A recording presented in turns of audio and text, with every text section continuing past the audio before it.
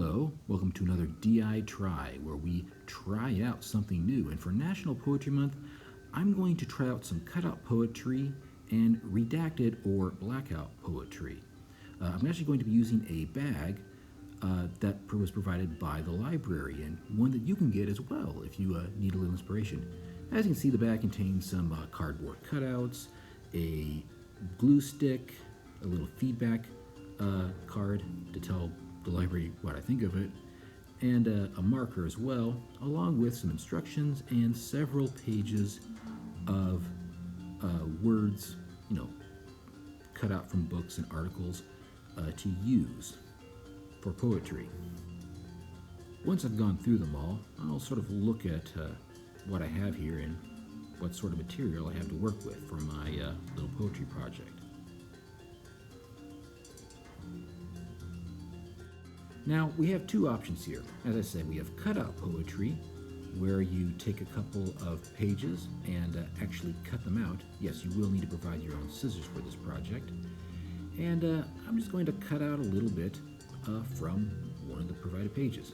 Of course, you don't need to use what the library has. You can use your own here, but let's just stick with what we have here. And I'll just cut out, say, the first couple words. Be careful.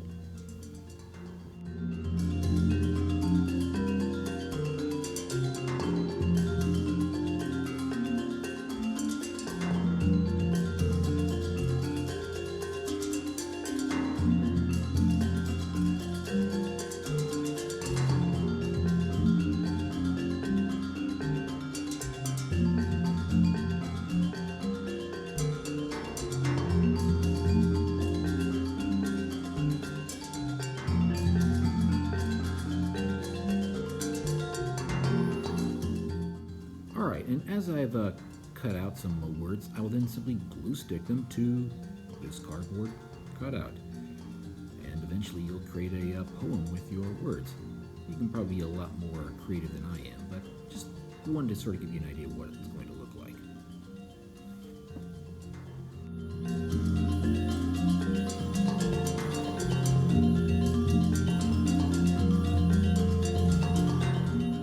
Now, the second type of poem I'm going to try out here is a redacted or blackout poem.